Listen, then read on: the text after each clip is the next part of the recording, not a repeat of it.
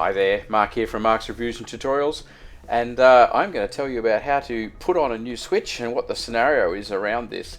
I had a tailgate opening just all by itself, and this is a bit of a common problem that's gotten around. Now, I've been chasing down the wires for this because I also had a reversing light wire break in the hinges of the tailgate. This is the micro switch for the glass on the back of an E61 BMW wagon, same as an E91. So have a look up here. I'm going to put just the playlist up. I've got videos for replacing wires in the glass, replacing wires in the tailgate. I pulled them all apart and had a look at them. This video here is just talking through the micro switch and what actually went wrong. I did find a broken wire with the reversing light and fix that through the wiring loom where it goes through the metal catches on these guys. But this here with the switch, initially I opened it up. You can just put a screwdriver in the top of it there and open it up without removing anything and put a bit of WD-40 in it. And that WD-40 is a water dispersant. That's displaced the water, and that fixed the switch initially for about 8 months, I think it was. A really, really good long time, and certainly got me out of trouble. But the problem then came back. Eventually it started to pop open again. And this time it seemed to be centered around when I put the foot on the brake and all sorts of different things. Have a look at the different videos, you'll catch all that. Anyway, I went through, checked all the wires. I did find another wire where the insulation had worn through, where a big red positive wire was shorting out on the casing inside. But fixing that didn't fix this switch still popping open. So eventually I replaced the switch.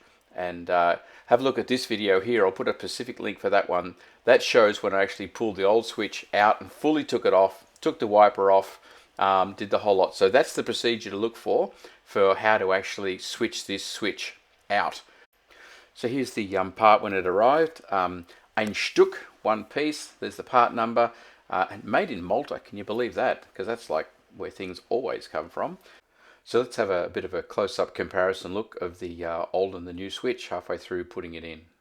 Look at the new one. I am noticing here under the rubber, well, the rubber's different, but also under there, rather than being set in a gel, it's different there as well. So hopefully this upgraded switch will handle the moisture a little bit better. So we'll stick him in, stick the new one in, put it all back together, and I'll let you know how it goes. So I did switch it over. And again, those links up the top, the little boxes, you can click on and see the little eye up above the screen there. Just click on that for the playlist of all of the tailgate and switch videos that I did, but also for the specific ones that I referred to. And I'll show you the whole procedure of how to put this in. And the good news is, worked like an absolute charm. Put the new switch on, absolutely works perfectly. It's never popped open again since, and it has solved the problem. So for me, I did require a new switch. I did have to swap the switch out. I'm not sad that I did the wire work as well, because I did find stuff up there as well, and I now know it's all set. But I did eventually have to switch out the switch. Just got it from BMW, 120 odd Australian dollars, something like that it was. But solved the problem, so well and truly worth the while. And now we're weeks down the track, and it's working perfectly. So great solution.